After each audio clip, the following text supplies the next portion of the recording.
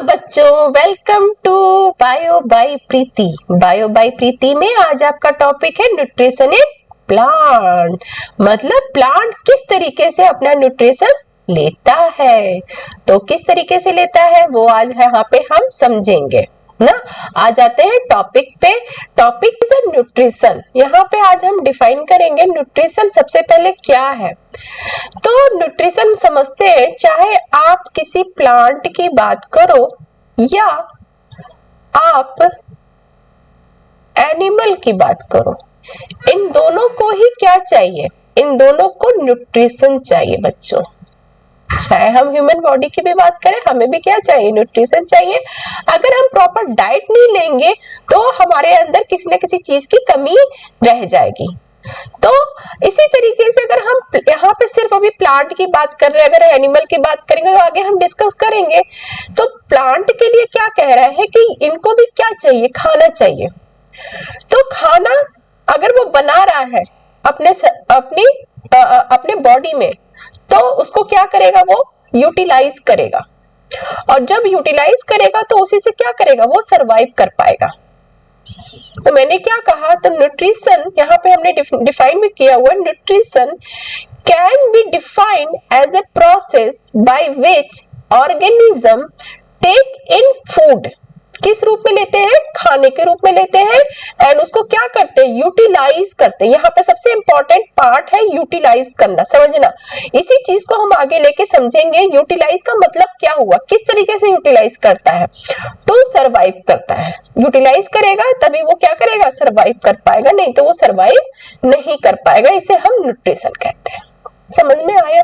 ये यहाँ पे आप ना 3 पॉइंट को अच्छे तरीके से समझना है। एक फूड की बात कर रही हूं मैं, और एक मैं यूटिलाइज की बात कर रही हूँ, और एक मैं सरवाइव की बात कर रही हूँ। ठीक है, आगे चलो। फिर यहाँ पे कह रहा है कि mode of nutrition can B divided into 2 categories. तो अब यहाँ पे कह रहा है कि 2 कैटेगरी में डिफाइन किया गया। अगर हम यहाँ पे कैटेगरी नहीं डिफाइन करेंगे तो हम कुछ भी नहीं डिफाइन कर सकते कि ये अगर प्लांट खा रहा है तो इसको किस कैटेगरी में रखेंगे, अगर ये सन से एनर्जी ले रहा है तो इसको किस कैटेगरी में रखेंगे, ये खुद खाना बना रहा है, सेल बना रही है, दूसरे पे डिपेंड है। तो इसीलिए हम इसको क्या किया है, हमने कैटेगरीज में डिवाइड किया है। ठीक है, अब कैटेगरी में डिवाइड किया है तो हमने क्या बोला है, एक ऑटोट्रॉफिक ऑर्गेनिज्म बोला है, एक हमने क्या बोला है, हेटेरोट्रॉफिक ऑर्गेनिज्म। ऑटोट्रॉफिक ऑर्गेनिज्म मतलब जो खुद से सेल्फ खाना बनाए, उसे हम किस कैटेगरी में रखते हैं बच्चों, ऑटोट्रॉफिक न्यूट्रिशन में। तो थोड़ा सा उसको समझते हैं। They can prepare their food by themself with the help of, किसके हेल्प से, of a simple inorganic substance such as a carbon dioxide and water। तो यहाँ पे देख रहे हो, इसको खाना किस रूप में मिल रहा है, यहाँ से सच एज ए किस रूप में, कार्बन डाइऑक्साइड जो कि एयर में प्रेजेंट है, और वाटर की बात की गई है जो कि सॉइल में प्रेजेंट है। ठीक है, इसको लेता है मीन्स यूटिलाइज करता है। These organisms are called autotrophs। ऐसे ऑर्गेनिज्म को हम ऑटोट्रॉफस कह रहे हैं। ठीक है, ये खुद खाना बना रहा है। ठीक है, ऐसे ऑर्गेनिज्म जो खुद खाना बना है उसे हम किस कैटेगरी में रखते हैं, ऑटोट्रॉफस। तो ये लाइन समझ में आई होगी। There are also producer।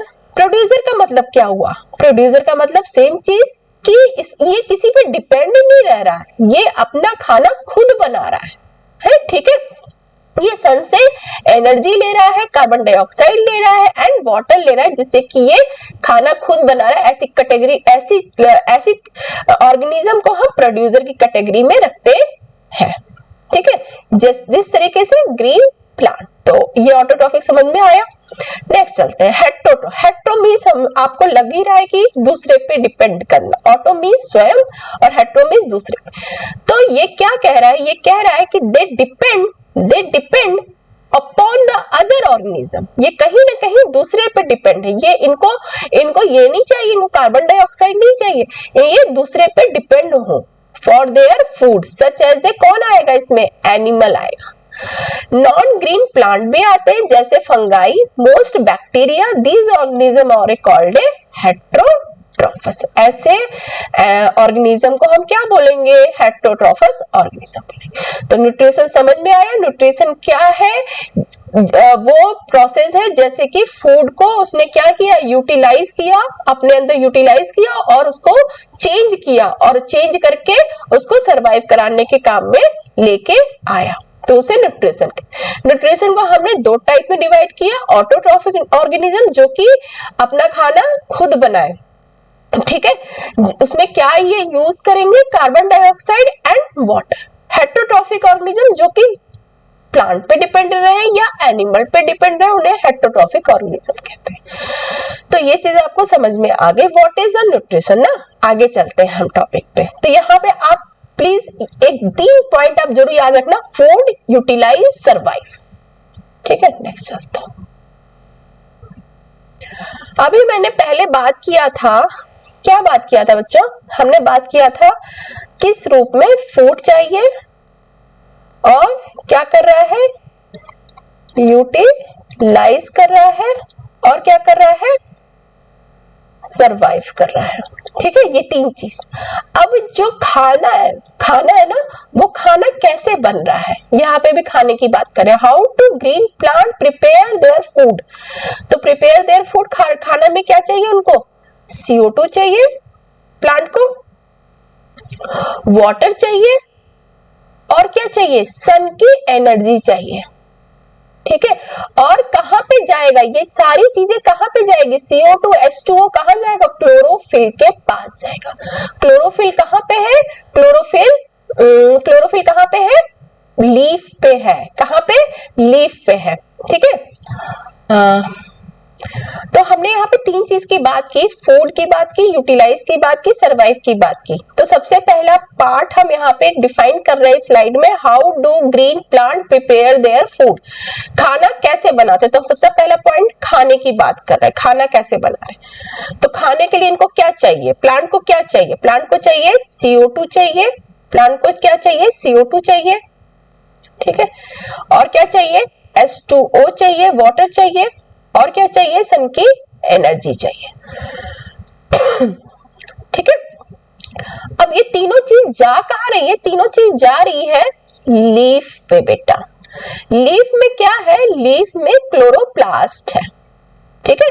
Chloroplast में क्या है? क्लोरोफिल है, पिगमेंटेड के रूप में क्लोरोफिल। ये सारी चीजें बेटा जी, सारी चीजें जैसे कि CO2 प्लस H2O प्लस सन की एनर्जी, ठीक है, ठीक है।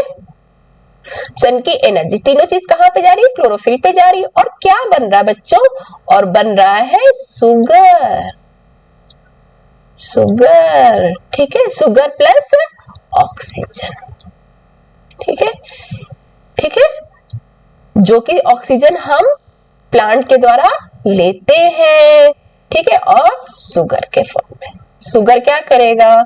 शुगर करेगा इनके हर सेल के, लीफ के हर सेल को खाना देगा, एनर्जी देगा, ठीक है, सरवाइव कराने के लिए।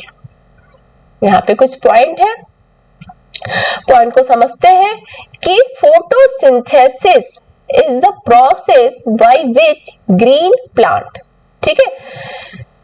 ये पूरे प्रोसेस को हम क्या कहते हैं? इस पूरे प्रोसेस को हम फोटोसिंथेसिस कहते हैं, ठीक है। कहां पे? ग्रीन प्लांट में। Make their own food like a glucose, अभी मैंने बनाया यहाँ पे, from a carbon dioxide and water by using a sunlight, sun energy, presence of chlorophyll, जो कि मैंने अभी आपको यहाँ पे समझाया। सेम चीज लिखी है, the food prepared by the green leaf of plant is in the form of, किस फॉर्म में होगी? सिंपल शुगर के फॉर्म में। उसको हम क्या कहते हैं? ग्लूकोज कहते हैं। याद कर लो फॉर्मूला, C6H12O6। ये किसका है बेटा जी? शुगर का है। और इसे क्या किस फॉर्म में होता है? ग्लूकोज के फॉर्म में, ठीक है। स्पेलिंग थोड़ी सी मिस्टेक हो गई बच्चों, हाँ जी, ये हुआ ग्लूकोज। ठीक है, these glucose send to different part of the plant. अभी मैंने आपको समझाया जो ग्लूकोज बनेगा वो उनके डिफरेंट पार्ट में जाएगा। The chemical equation of the photosynthesis represent, यहाँ पे आपको पूरा का पूरा डिफाइन किया गया है। क्या चाहिए फोटोसिंथेसिस के लिए, याद कर लो, CO2 चाहिए, H2O चाहिए। H2O क्या है, वाटर है, सन का एनर्जी चाहिए, और क्या किस जगह पे जाएगा, क्लोरोफिल पे जाएगा, और क्या बनाएगा, C6H12O6 मींस शुगर, और प्लस O2 बनेगा ऑक्सीजन जिसे हम लेते हैं। ठीक है, आगे चलिए। ओके,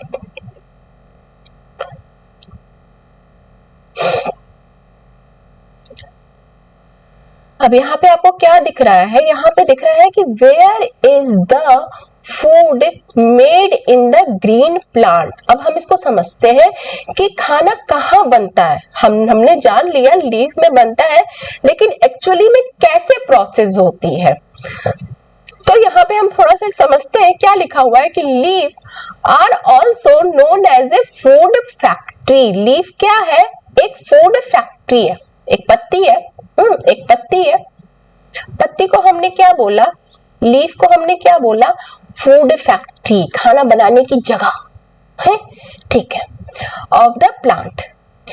ठीक है, as they are the place where food is prepare. यहाँ पे क्या होगा, खाना बनता है। जैसे आपके घर में एक किचन है, किचन में क्या कहोगे, खाना बनता है। तो इसी तरीके से प्लांट है, प्लांट में क्या प्रेजेंट है, लीफ प्रेजेंट है, लीफ में क्लोरोफिल प्रेजेंट है। तो यहाँ पे क्या हो रहा है, यहाँ पे खाना बन रहा है। तो इसे हम क्या बोलेंगे बच्चों, फूड फैक्ट्री। याद कर लो, बहुत इंपॉर्टेंट पॉइंट है ये, आपके MCQ में भी इंपॉर्टेंट है।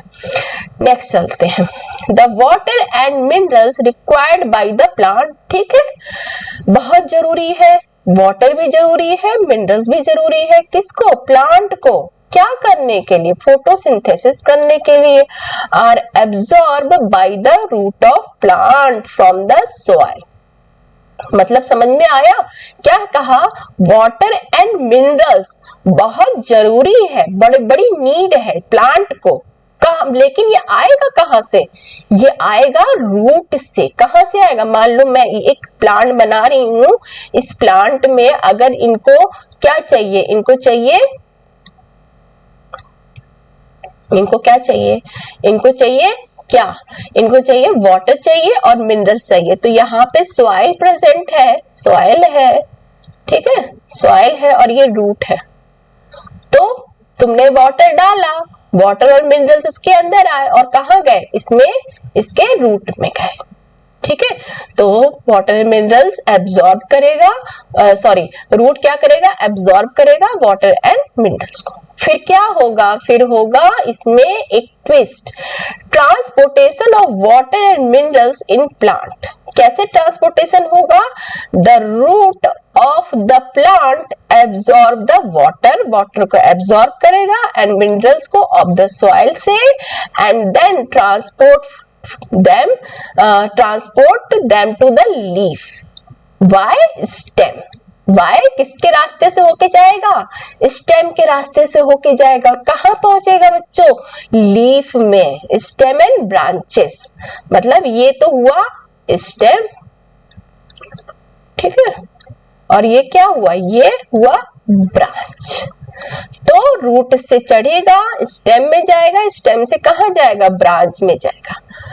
तो इस प्रोसेस को क्या कहते हैं और किसके थ्रू जाएगा, किसके थ्रू जाएगा, यहाँ पे देखो किसके थ्रू जाएगा, जाइलम टिश्यू। यहाँ पे क्या लगा होगा, एक जाइलम टिश्यू लगा होगा जो इनको पहुंचाएगा। ठीक है, समझ में आया। कंडक्टिंग टिश्यू, इन्हें हम कंडक्टिंग टिश्यू कहते हैं। They are called a vesicular tissue, are placed a double pipeline throughout the plant. ये जो हम अभी बात करेंगे जाइलम एंड फ्लोएम की, ये एक्चुअली है क्या, ये एक कंडक्टिंग टिश्यू है। ठीक है, ये क्या है, एक कंडक्टिंग टिश्यू है। मतलब कि ये एक तरीके के वेसिकुलर टिश्यू है जो कि एक डबल पाइपलाइन है जो कि प्लांट में प्रेजेंट है। Body these are two following types. पहला क्या है, xylem. Tiny vessels are transport water and minerals from the root of the plants and leaves. तो जाइलम क्या करेगा, जाइलम करेगा कि इनको पहुंचाएगा, कहां तक पहुंचाएगा, लीफ तक। वाटर एंड मिनरल्स को कहां तक पहुंचाएगा, जाइलम लीफ तक पहुंचाएगा। ठीक है, बात समझ में आई आपको। जाइलम एंड फ्लोएम क्या करेगा, जाइलम क्या करेगा, जाइलम करेगा कि वाटर एंड मिनरल्स को, जाइलम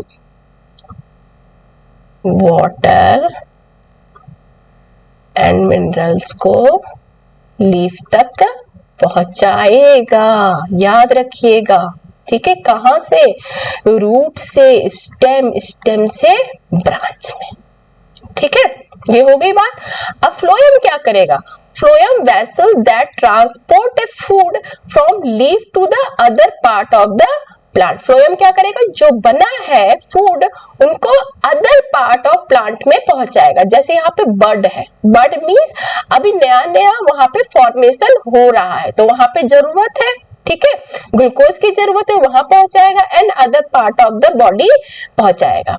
जैसे कि आप यहाँ पे देख रहे होंगे कि वाटर एंड मिनरल्स, यहाँ पे water and minerals from the soil से पहुंच गया, ठीक है, जाइलम ने पहुंचा दिया। अब यहाँ पे क्या हुआ, फोटोसिंथेसिस का प्रोसेस हुआ, तो क्या बना बच्चों, ग्लूकोज बना। और ग्लूकोज को अब कौन लेके जाएगा, अब लेके जाएगा इनको फ्लोएम। फ्लोएम क्या करेगा, other part of the body पहुंचाएगा, चाहे बर्ड हो, चाहे स्टेम हो, चाहे रूट हो। ठीक है, समझ में आया। और जाइलम फ्लोएम एक्चुअली क्या है, जाइलम फ्लोएम एक कंडक्टिंग टिश्यू है, ठीक है, जो डबल पाइपलाइंस के थ्रू आउट द पूरी प्लांट में प्रेजेंट होता है।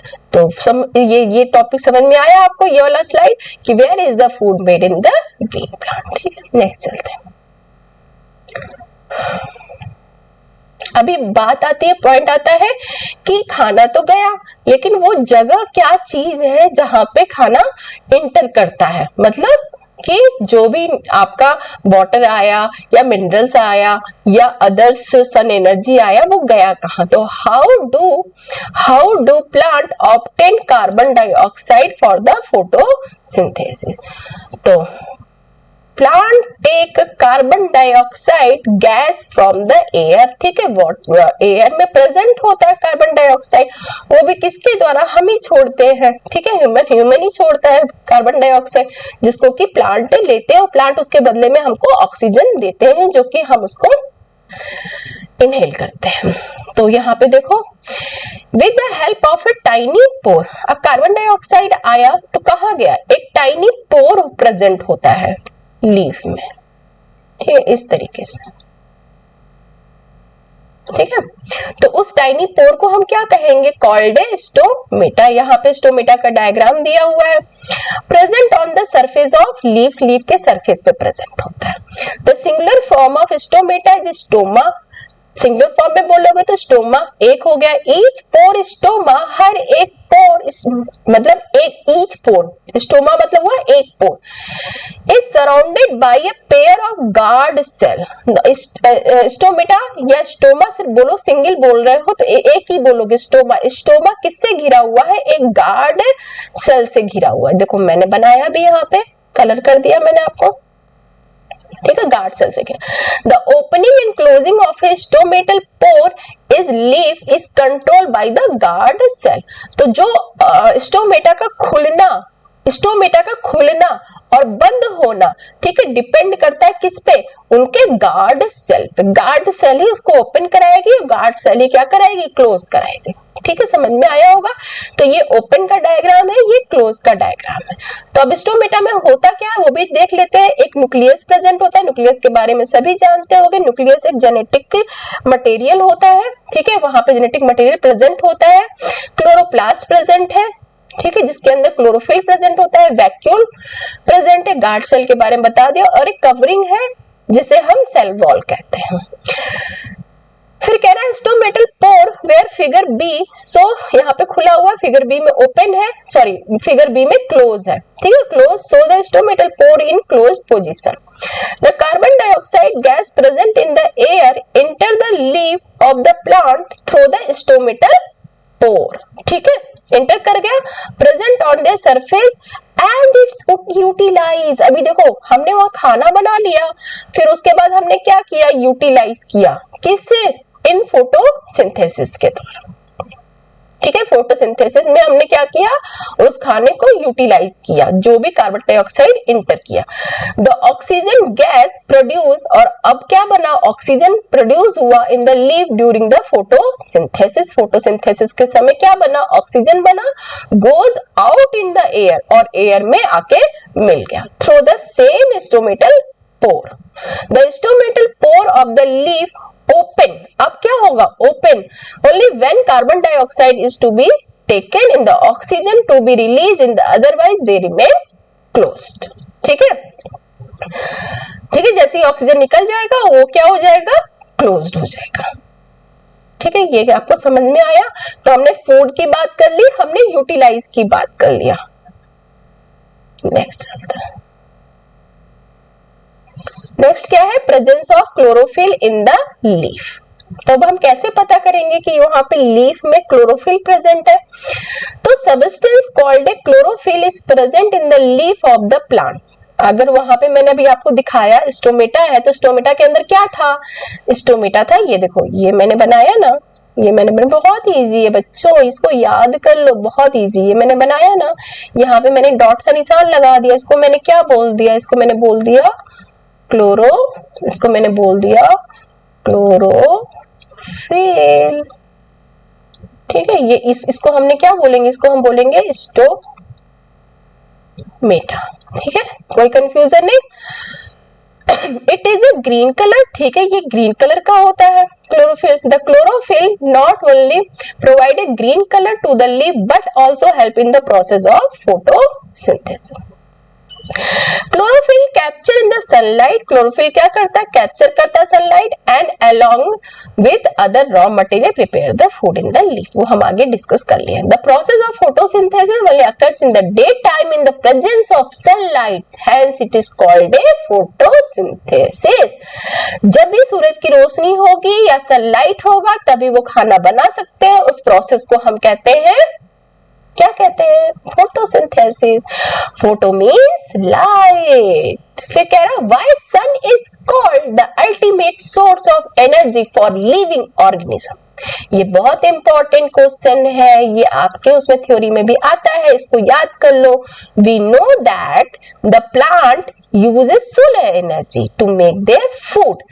The herbivorous animal depend upon the plant for their food. ठीक है, हम जानते हैं, हम क्या जानते हैं कि द प्लांट जो होता है वो सोलर एनर्जी से अपना खाना बनाता है।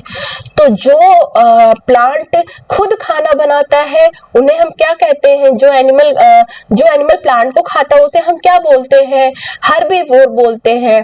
ठीक है, वो प्लांट से खाना लेते हैं। याद रखना मैंने क्या बोला, मैंने बोला कि जो एनिमल प्लांट को खाते हैं उन्हें हर्बीवोर बोला जाता है और ये प्लांट से खाना लेते हैं। ठीक है, फिर जो एनिमल कार्निवोर, जो कि कार्निवोर होते हैं, they do not eat plant, वो प्लांट नहीं खाते, depend upon the herbivore animal, वो हर्बीवोर एनिमल पे डिपेंड करते हैं। ठीक है, समझ में आया। Therefore, all the living organism direct या indirect receive the energy from the sun. वो चाहे डायरेक्ट हो चाहे इनडायरेक्ट वे में एनर्जी लेते हैं। अब इसको मैं आपको ऐसे समझाती हूँ। देखो मैंने यहाँ पे प्लांट लिखा, ठीक है, प्लांट सन से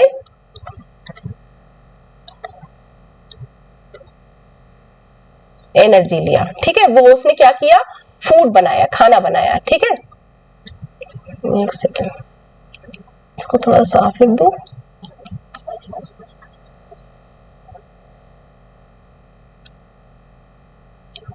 हाँ जी बच्चों, ये देखो प्लांट, ठीक है, प्लांट यहां प्लांट सन बनाया मैंने, सन से क्या किया, एनर्जी लिया। ठीक है, क्लियर। और इसने क्या किया, फोटोसिंथेसिस किया। ठीक है, पूरा प्रोसेस समझ में आया होगा आपको। CO2 प्लस H2O, सन की एनर्जी, शुगर, क्लोरोफिल में गया, शुगर बना, फिर क्या बना, ऑक्सीजन बना। तो ये पूरा प्रोसेस हुआ। अब इसको किसने खाया, इसको खाया कौन सा एनिमल, हर्बीवोर्स, ठीक है, एनिमल। कौन आएंगे हर्बीवोर में, जैसे कि आप रैबिट बोल सकते हो, ठीक है, और भी जितने एनिमल जो कि प्लांट को खाते हैं वो सारे एनिमल यहाँ पे डाल दो। तो इसने क्या किया, इसने जो भी इनके पास एनर्जी थी प्लांट की वो इसने ले लिया, ठीक है। अब इस एनर्जी को कौन सा एनिमल खाया, कार्निवोर्स। कार्निवोर्स मतलब जो कि एनिमल को खाते हैं, ठीक है, एनिमल, ठीक है। तो इसकी एनर्जी जो थी वो इसमें चली गई। तो अब बात आपको इस क्वेश्चन का मतलब समझ में आया कि why sun is called the ultimate source. क्यों बोला जाता है कि सन एक अल्टीमेट सोर्स है एनर्जी का हर लिविंग ऑर्गेनिज्म के लिए, इस तरीके से। अब इनको जो खाएगा वो उसके पास एनर्जी जाएगी। तो इस तरीके से सन की एनर्जी ट्रांसफर होती रहती है। तो आपको ये टॉपिक समझ में आया होगा, गुड। नेक्स्ट टॉपिक, नेक्स्ट कह रहा है cell in the living organism. Cell एक क्या है, सेल एक लिविंग ऑर्गेनिज्म है। तो जो हमने क्लोरोप्लास्ट स्टोमेटा की बात की वो एक क्या था, एक सेल ही तो था। तो all living organism are made up of the tiny structure. सारे लिविंग ऑर्गेनिज्म में एक टाइनी स्ट्रक्चर होता है कॉल्ड सेल। देखो अगर सिंपल वे में समझाओ, आप भी कहीं ना कहीं किसी सेल से बने हुए हो, ह्यूमन बॉडी भी सेल से बनी है, ठीक है। मतलब बहुत सारे सेल आपस में मिलते हैं तो क्या बनता है बच्चों, ये मैंने बहुत सारा सेल मिला दिया, टिश्यू बनता है। और टिश्यू को हम किसमें आगे चल के उसमें बदलते हैं, टिश्यू को हम बदलते हैं ऑर्गन में, ठीक है। तो चाहे मैं प्लांट की बात करूं चाहे मैं ह्यूमन बॉडी की बात, तो सारे लिविंग ऑर्गेनिज्म किस चीज से बने हैं, एक सेल से बने, एक छोटे से सेल से बने। तो some organism microscopic contain one cell while the other plant and animal contain a many cell or different kind part of the cell। मतलब इसका यही हुआ कि अगर मैं सिंपल से वे में समझाऊं, जब आप मदर के वोम में थे तो आप किस तरीके से, आप एक सेल के रूप में थे जिसे हम कहते हैं जाइगोट। अभी तो नहीं समझ में आएगा, थोड़ा सा अभी आप धीरे धीरे नेक्स्ट पढ़ते जाओगे, आगे आप साइंस पढ़ोगे तो आपको ये सब चीजें समझ में आएगी। तो जितना भी जो भी एनिमल या लिविंग ऑर्गेनिज्म वो एक सेल से बनता है, वो सेल आगे चल के क्या होती है बेटा, डिवाइड होती है, ठीक है। 2 2 4 32 64 में डिवाइड होती है और फिर वो बॉडी का अलग अलग पार्ट बनाना शुरू कर देती है। जैसे आपके नोज है, जैसे आपके आईज है, उनके लिए अलग सेल बनेगी, नोज के लिए अलग सेल का डिवाइड होना बढ़ना शुरू हो जाएगा। तो यहाँ पे वही बात कही गई, ठीक है। अभी मैं ज्यादा डिटेलिंग में आपको लेके नहीं जा रही हूँ, सिंपल सा समझ रही हूँ। फिर उसके बाद अगर यहाँ पे सेल है तो सेल के पास क्या होना चाहिए, every cell has a nucleus. सब सेल के पास क्या होना चाहिए, nucleus present in the centre that perform a various function of the cell। तो हर सेल के अंदर न्यूक्लियस होना चाहिए और न्यूक्लियस कहाँ होना चाहिए, सेंटर में होना चाहिए। अगर सेल है तो उसके पास क्या होना चाहिए, एक मेम्ब्रेन भी होनी चाहिए। तो every cell has a other boundaries, मतलब वो सेल कहीं ना कहीं एक बाउंड्री से घिरी होनी चाहिए जो प्रोटेक्ट कराएगी, किसको करेगी, सेल को। तो इसे हम क्या कहेंगे, सेल मेम्ब्रेन कहेंगे। ये देखो ये ना बड़ा ही इंपॉर्टेंट पॉइंट है, टॉपिक है, जो कि अभी से आपका क्लियर हो जाएगा तो लंबे समय तक यही टॉपिक आपके बड़े लेवल में आप पढ़ते हो। तो आपको बस अभी इतना जानना है कि एक सेल है जो कि आपके बॉडी का पार्ट बनाना शुरू करती है और उस सेल के अंदर क्या है, न्यूक्लियस है, ठीक है।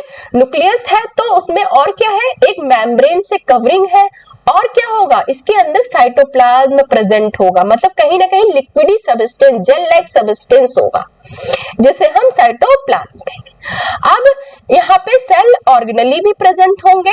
ऑर्गेनली मतलब कि अगर जैसे मैं बात करूं, कभी सुना होगा आपने माइटोकॉन्ड्रिया, गोल्जी बॉडी, राइबोसोम, इनका अपना अलग अलग काम है। तो मैं जैसे जैसे नेक्स्ट टॉपिक पढ़ाती जाऊंगी आपको ये सब चीजें समझाऊंगी, ये सेल ऑर्गेनेली क्या है। तो अभी सिर्फ इतना सा समझिए, these are membrane bound structure, ये सारे के सारे क्या होते हैं, मेम्ब्रेन बाउंड स्ट्रक्चर होते हैं, फाउंड इन द सेल।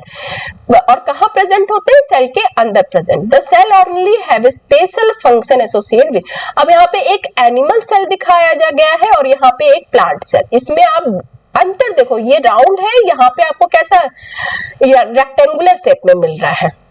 क्या क्या चीज अभी मैंने पढ़ा, सेल मेम्ब्रेन देखो बाउंड्री है इसकी, ठीक है, बीच में लिक्विड लिक्विड सबस्टेंस है और यहाँ पे क्या है, न्यूक्लियस। इसी तरीके से मैं प्लांट सेल की बात करूं तो बस इतना सा अंतर होता है कि यहाँ पे सेल मेम्ब्रेन होती है, प्लांट में सेल वॉल होती है, ठीक है।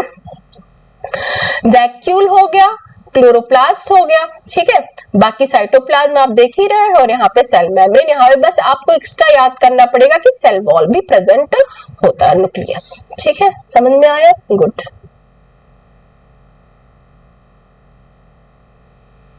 ठीक है, अभी नेक्स्ट टॉपिक में क्या है, why is the process of photosynthesis important. तो फोटोसिंथेसिस इंपॉर्टेंट क्यों है वो हम अब समझते हैं। कह रहा है पॉइंट आपका क्यों इंपॉर्टेंट है, तो life would have been impossible absence of photosynthesis। क्यों, the survival almost all living organism directly or indirectly depend upon the food made by the plant। अभी मैंने आपको समझाया, एक क्वेश्चन मैंने आपको लिखा था कि सन की एनर्जी कैसे कैसे एक दूसरे में पहुंचती है, तो चाहे डायरेक्ट पहुंचे चाहे इनडायरेक्ट प्रोसेस में पहुंचे, तो सबको सरवाइव कराने के लिए, सब लिविंग ऑर्गेनिज्म को सरवाइव कराने के लिए फूड मस्ट है। तो photosynthesis absorb carbon dioxide and release the oxygen. मैंने अभी समझा दिया कि कार्बन डाइऑक्साइड को एब्जॉर्ब करेगी और ऑक्सीजन को रिलीज करेगी। In this way it help in maintain the balance between the oxygen and carbon dioxide in the atmosphere. इस तरीके से देखो, एटमॉस्फेयर में तुमने एटमॉस्फेयर से क्या लिया, ऑक्सीजन कार्बन डाइऑक्साइड ली प्लांट ने और ऑक्सीजन दिया, और उस ऑक्सीजन को हमने लिया और कार्बन डाइऑक्साइड हमने निकाला। तो ये जो प्रोसेस हुआ, इस प्रोसेस से एटमॉस्फेयर में लेवल बराबर रहता है। Oxygen release during the process of photosynthesis used by animal for the respiration. तो हम उसको क्या करते हैं, रिस्पायरेशन की प्रोसेस के द्वारा ऑक्सीजन को लेते हैं। इतनी लाइन समझ में आई। फिर plant also synthesise protein and fat. Plant synthesise carbohydrate through the process of photosynthesis. अब कार्बोहाइड्रेट कहां से आ गया, तो शुगर का जो मॉलिक्यूल है जिसे हम मोनोसेक्राइड कहते हैं उसे हम कार्बोहाइड्रेट कहते हैं। तो प्लांट सिंथेसाइज कर रहा कार्बोहाइड्रेट थ्रू द फोटोसिंथेसिस के थ्रू। तो however for their proper growth and development plant require other nutrient also such as a protein भी चाहिए, फैट भी चाहिए, जैसे हमें चाहिए वैसे प्लांट को भी चाहिए। Plant can synthesise component of food such as a protein and fat. Synthesise of protein require है, उसके अलावा और क्या चाहिए, प्रोटीन रिक्वायर्ड किसमें होगा, नाइट्रोजन के रूप में। अमाइनो एसिड का नाम सुने होंगे सब, तो बहुत सारे अमाइनो एसिड मिलते हैं, तो क्या बनता है, पॉलीपेप्टाइड बनता है। पॉलीपेप्टाइड आपस में मिलते हैं तो प्रोटीन का फॉर्मेशन होता है। वो किस रूप में होता है, N, nitrogen. Although nitrogen is present abundance in the atmosphere, plant can not use their free nitrogen directly। Nitrogen को प्लांट डायरेक्ट नहीं लेते हैं, तो plant obtain their nitrogen supply in two way, दो वे से लेते, दो रास्ते से लेते हैं।